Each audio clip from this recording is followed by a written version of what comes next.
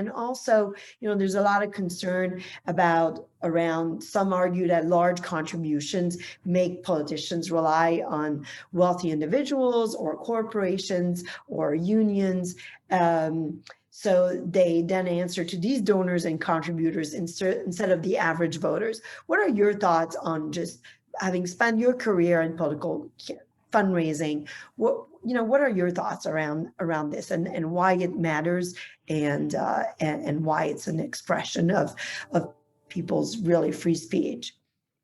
Sure. So my experience was formative in that I worked for members of Congress as a consultant, and I would help them raise money. And my experience is really formed by that.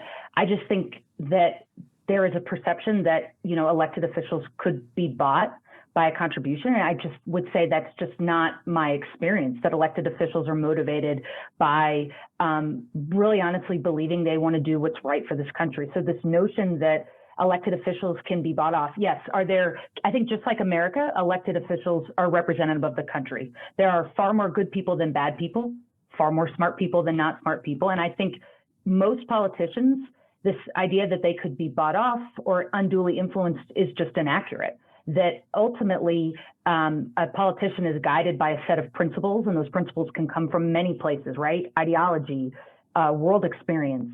Maybe they have deeply held religious views that motivate how they vote or how they think about the world. And I think that this idea that they can be motivated by a campaign check of $1,000 is just not necessarily accurate. So, my experience is really formed from having worked with elected officials, that ultimately the support comes because the elected official is supportive of someone's industry or someone's someone's interest, and that they're motivated to, they're doing the right thing. And so the donor is acting out of a free speech, saying, thank you for your help. Thank you for your support. Thank you for advocating for principles that I believe in. And then they're providing support. Yeah. And also, I think, like, when you make a campaign contribution, you feel more invested in this campaign and feel like, I'm going to follow what this candidate, what were his or her promises during a campaign, and what are they actually doing, and then become kind of part of that fan base. There's, in the brief, there's a lot of money spent in political ad, and I think it's in the order of like $10 billion in 2020 already in political ad. And then there's also a graph here around that very few Americans actually donate to political campaigns, although the impact is still really large. So there's a tiny group of 0.47% that deliver 71% of the total contribution to political campaigns. Interestingly, in 2020, there are 44% of contributions to federal campaigns were actually made by women, and this is the highest of all the years. I think in the 90s, it was at 20%. So that is really to watch at the end of this election cycle where it will be.